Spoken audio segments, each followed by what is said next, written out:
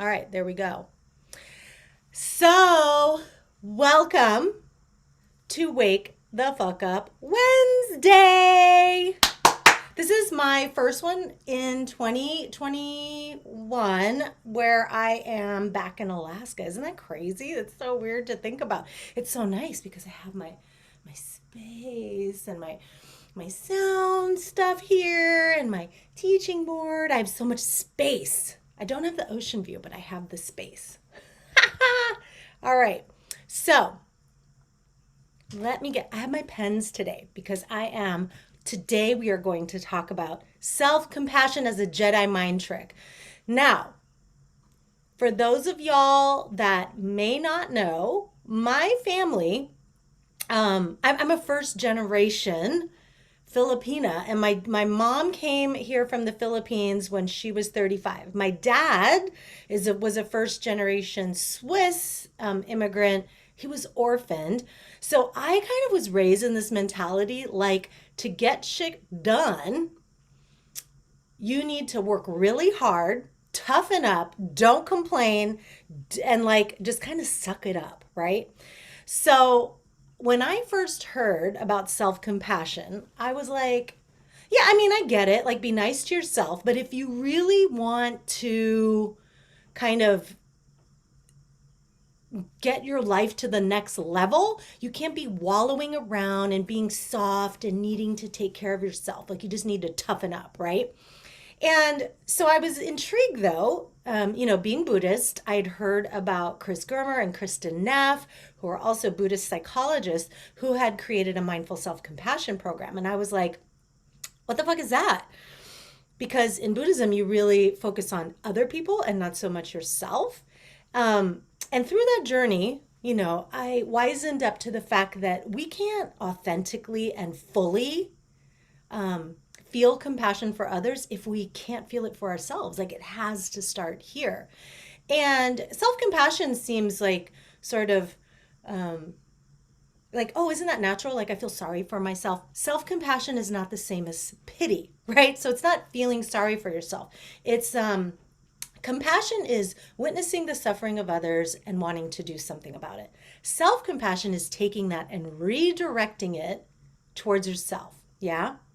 So when I was looking at the self compassion thing, though, I was like, well, because I'm still so skeptical, right?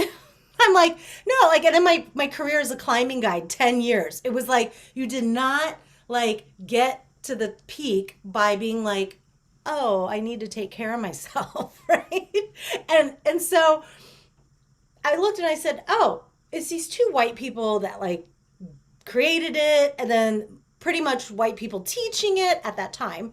And I was like, maybe this is like a thing for people that, and I know this is a horrible stereotype, but I want to be honest about what I was thinking because I bet you might be there too. I was like, it's probably for people that don't know what suffering is really like. Isn't that horrible? Anyway, but I did think that. I was like, oh, this is kind of like for wimps.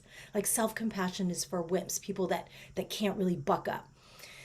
Yet some small still voice inside me was like, girl, you got to go check that shit out. There's a reason you are so resistant to it. As you, if you've been following me for a while, you probably know by now, I tend to walk towards things that I resist or that I'm afraid of. Like I was afraid of drowning in the ocean, so I learned to surf. I was afraid of what was under the water when I was surfing, so I learned to scuba dive. I was afraid of heights, so I learned to rock climb, right? So my fears ended up making things fun when I faced them. So with this, I was like, why am I so resistant? So I ended up going to a self compassion class in at Esalen, which is like I'll take anything at Esalen and go there. It was amazing, right? It was so amazing. I resisted for like 4 days. And then on, I think it was day four or day five of a 7 day thing, I finally was like, oh, I get it.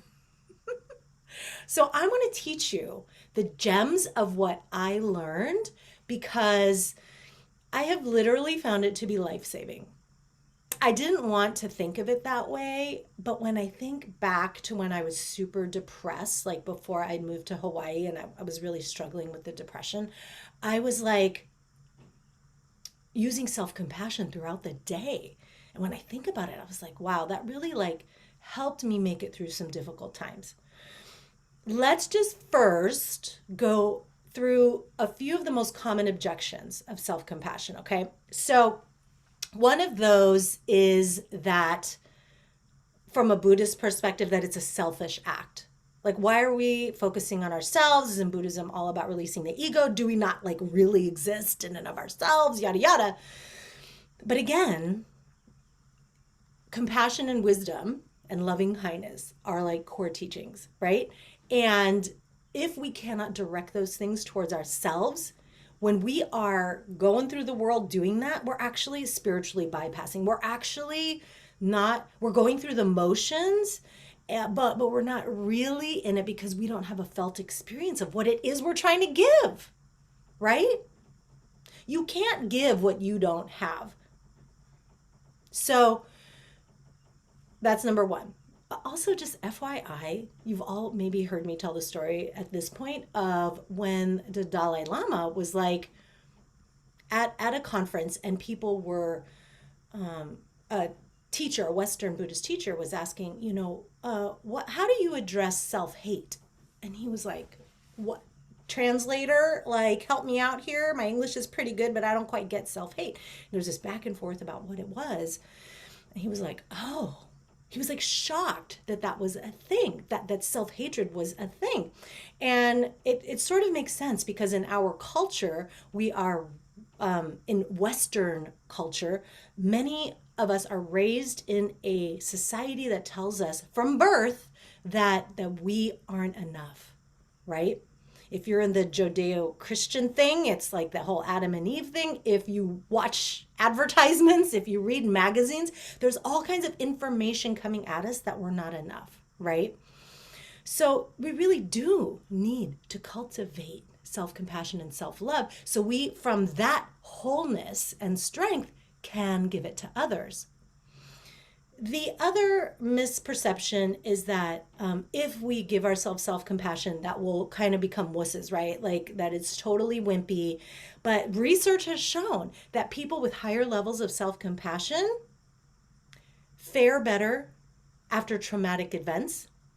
They fare better in terms of having fewer PTSD symptoms as their self-compassion increases if they've been learning self-compassion. They are teaching it in the military to military service people to help improve their resilience, to prevent PTSD. And in veterans with higher levels of self-compassion, they actually have lower risk for suicide. So it's pretty incredible. The research clearly shows that self-compassion doesn't make you soft and squishy. It actually makes you more resilient, right? I also want to emphasize that, a sort of byproduct of self-compassion is you can also more effectively create the life that you want to live, right? You can more effectively do that because you're able to bounce back. Think about all the things that we don't do because we don't want to deal with the emotional consequences. We don't want to deal with the emotional consequences of failing. We don't want to deal with the emotional consequences of being rejected, of someone not loving us back, right? We avoid so many things because we're afraid we can't handle the aftermath if it doesn't turn out how we like. And self-compassion practice helps us resource from within so that we can more effectively deal with those things. And then it's kind of like, bring it on. I can handle it, right? Another misconception about self-compassion. Oh, I wanted to talk about the self-pity versus self-compassion. So self-pity is just feeling sorry for someone. Like, oh, but no motivation to help, right?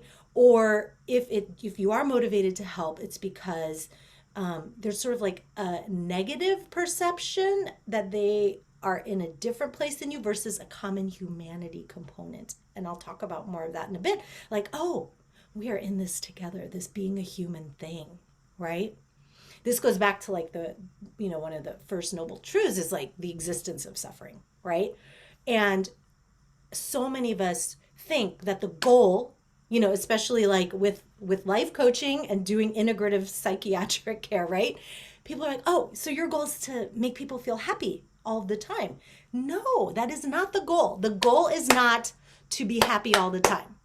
The goal is to live fully and be present with what is. When we aren't able to resource and self-soothe and hard shit happens, we check out. What do? We overdrink, we like shop, we watch Netflix until 2 in the morning or whatever, right? We check out. That is not being present with what is. And a lot of people, when they first coach with me and they try to learn how to change their mindset, which is a powerful tool, I always have to remind them first be with it. Be with the discomfort. So how many of you have heard people say, oh, you should just, be with your pain. And then you go, how? And they say, we should feel it in your body. Well, that's not bad advice, but that shit's hard and uncomfortable. And what I found is self-compassion gets you to the place where you can actually be present and feel those emotions so that you can process them fully so that they don't come back, right? Right. So I want to teach you why self-compassion works and some tips. We're taking a whole month of doing this in Freedom School. If you want to join in, it's joinfreedomschool.com. We're doing like a whole month on this. So this is like your little intro, your tasty taste, okay? But what you learn here will serve you well, okay? So what did Haley said here? I like how humans are shocked that belittling and beating ourselves up isn't effective or productive. I know.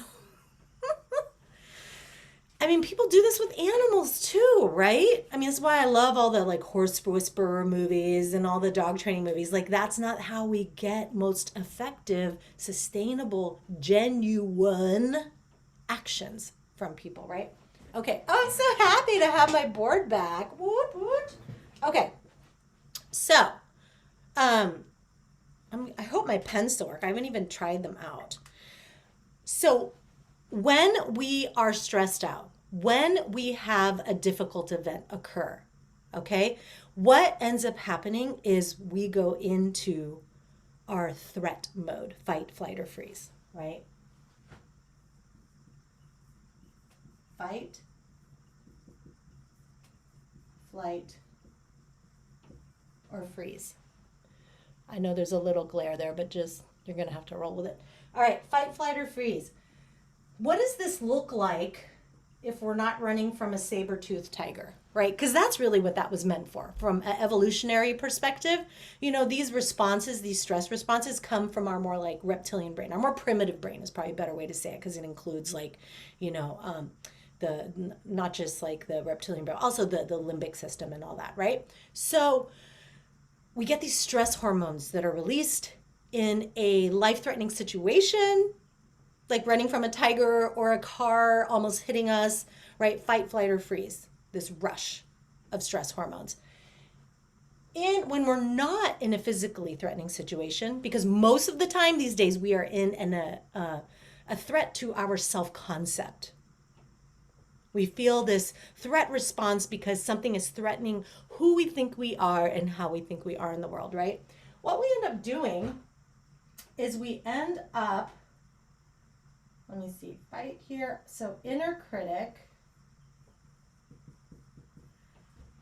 we fight with ourselves. So with the inner critic, we are both the attacker and the attacked. That's why those negative self-talk, shit that we do, that inner mean girl, that's why it's so toxic.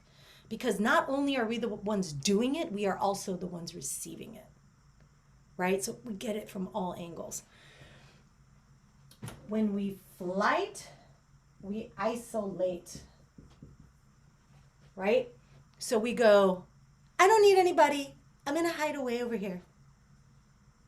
And we go away, right? So freeze is we ruminate. We ruminate and we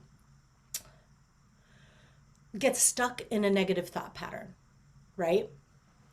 So fight, we respond with the inner critic. We shit talk ourselves. See, look, I knew this was going to happen. You're worthless. You suck at this. You should have never tried. We isolate. We think I'm the only person experiencing this. I'm the only one who's flawed. I'm the only one this ever happens to. Or we get stuck in that negative thought pattern, that fucking loop that keeps going and going and going, right? Right. What self-compassion does is it's the antidote to all of these, right? And I'm going to show you here.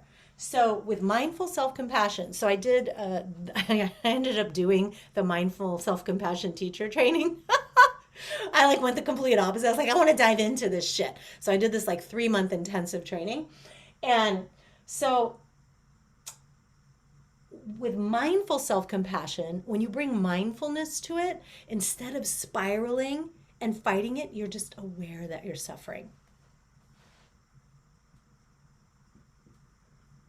Mindfulness.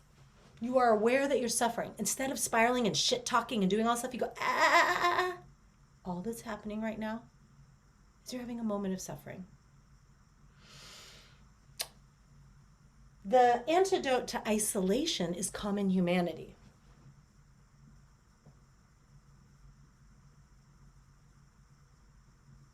So instead of thinking, I'm the only one, we end up seeing that we're actually not alone. There's so many other people suffering the way we are. And this is not to belittle your suffering. This is to help you realize this comes with being born in a freaking body. This comes with being born this way in this human incarnation, right? That suffering's part of the dealio. So the common humanity is, there's the story of the woman who brings her child who died to the Buddha, and she says, please bring him back to life. And he goes, sure, go around, get me a mustard seed from a house that, and she goes, oh, I can do that. And he goes, but from a household that has not experienced death. And to make a somewhat long story short, she comes back and she is like, you're right. There's nobody that hasn't experienced this, right? So you're not alone. Lastly, the ruminating, instead of the getting stuck,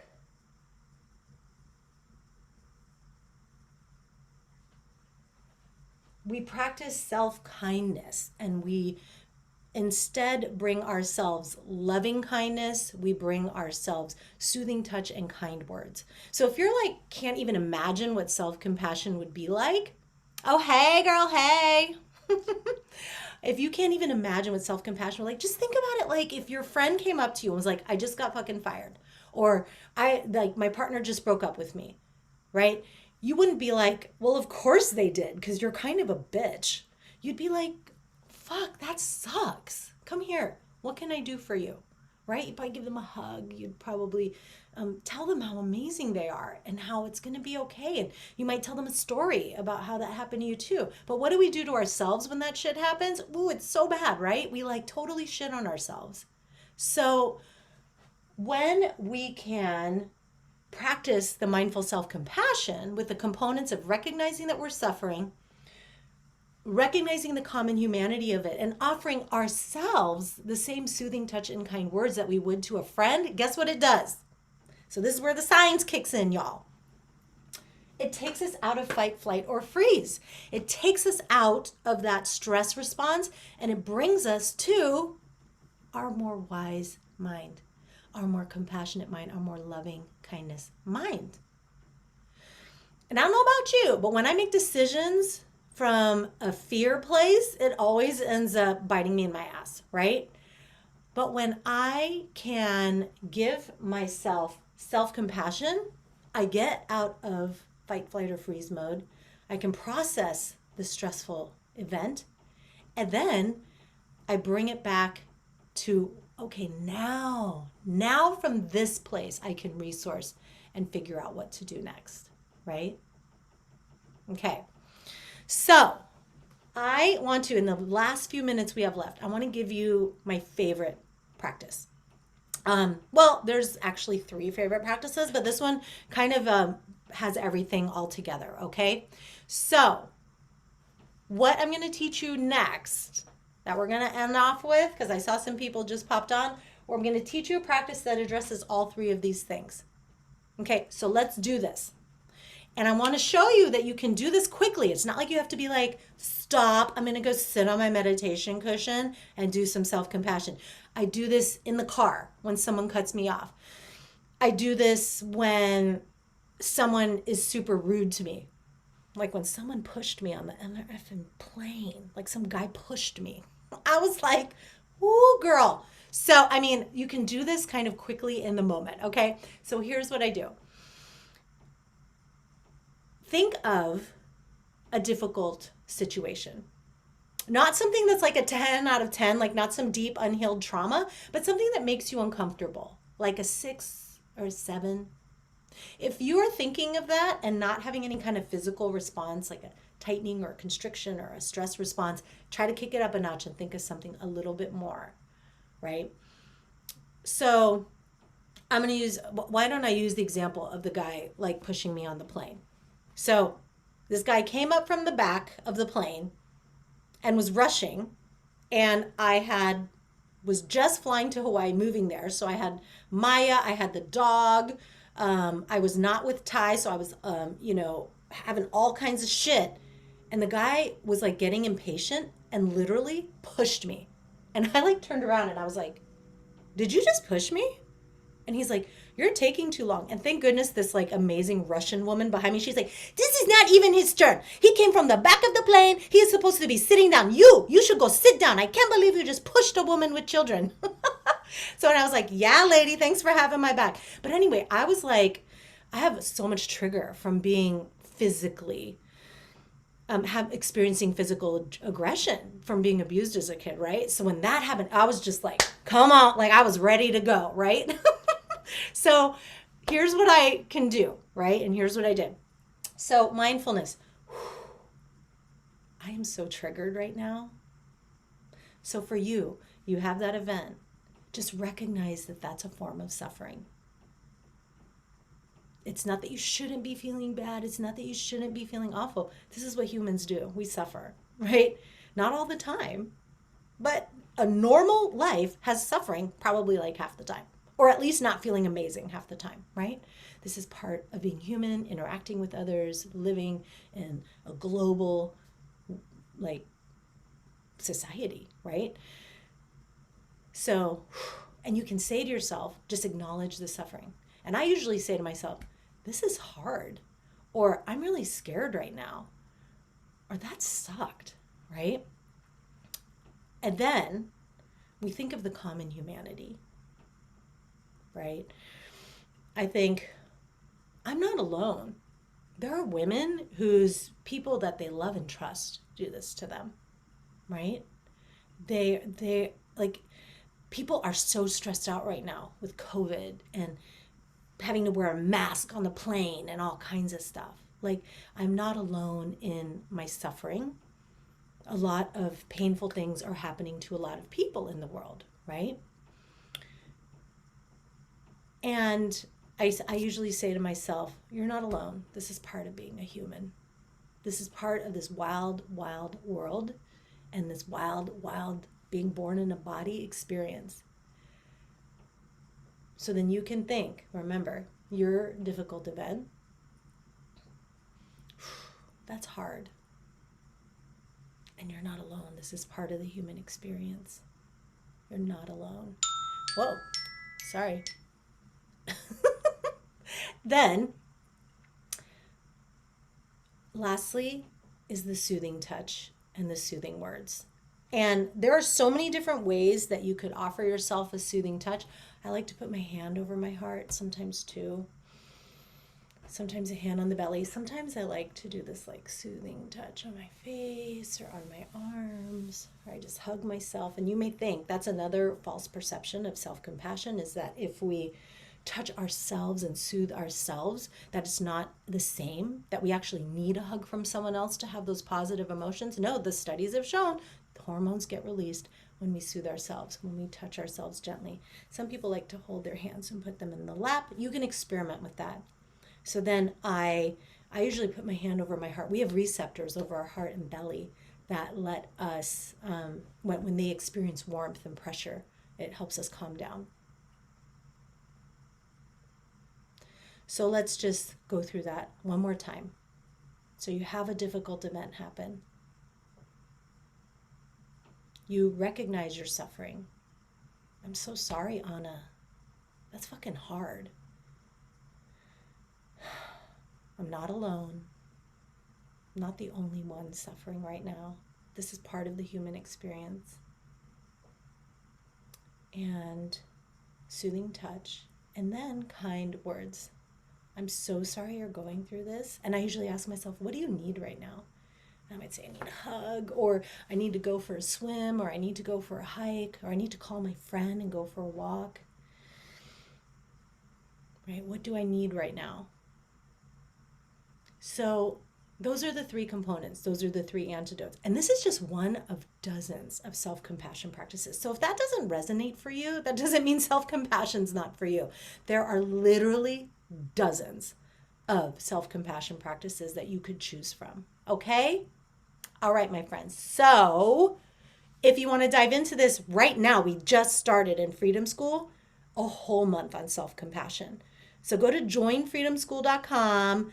We got the shit going on in there. We'll do weekly calls. We will dive deep into this. But no matter what, please use this self-compassion practice, okay?